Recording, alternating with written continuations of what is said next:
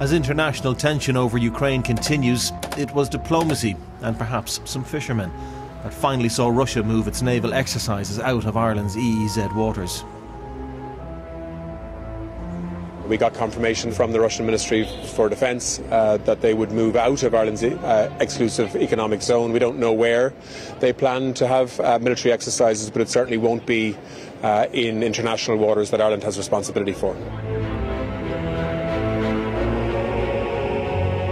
But the questions raised, and this week's war of words, exposed how militarily defenceless Ireland is in the face of such geopolitical shifts.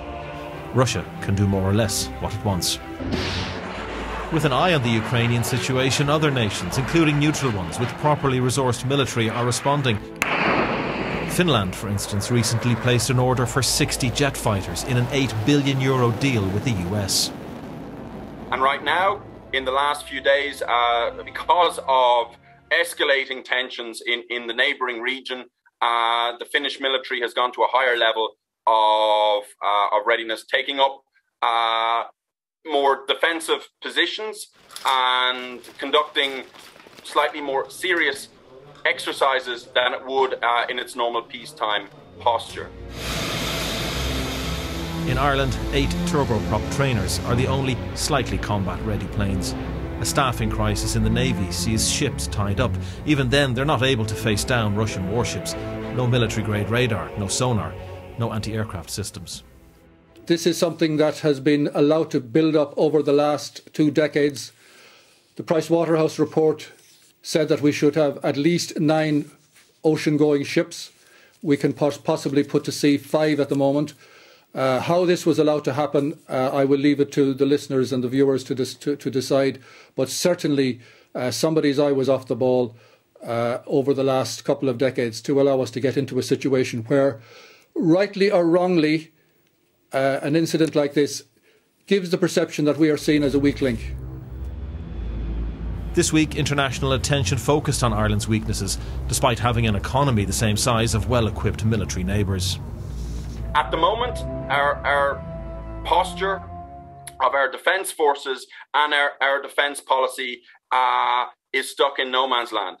And the Russians, they look around Europe for marginal gains. Ireland is still a piece in the strategic game, if you will. And Ireland is proximate to Britain, proximate to France, but does not have the radar systems, does not have the intelligence systems to look into its own seas, to look into its own airspace. But others still say no to enhancing military capacity and yes to fighting for our neutrality. I think this situation is being used as a way to bring in more discussion about Ireland should join NATO or Ireland should spend more on military capacity. In actual fact, when we joined PESCO in 2017, we argued that if there's extra spending, it should be spent on the wages and conditions of the Defence Forces personnel. They have appallingly bad wages and conditions. We've a hard time recruiting and retaining them. So I do not agree with increasing our military capacity. We're a neutral country. We need to stay neutral and we need to fight to maintain that position. For a long, long time now, we've been facilitating the US to land at Shannon while they engage in wars in the Middle East, and an awful lot of people are appalled by that, and that needs to end. The Irish Aviation Authority had alerted civilian aircraft to avoid the live fire area. If the Russian exercise goes ahead outside our EEZ, it falls to other aviation authorities to issue new warnings.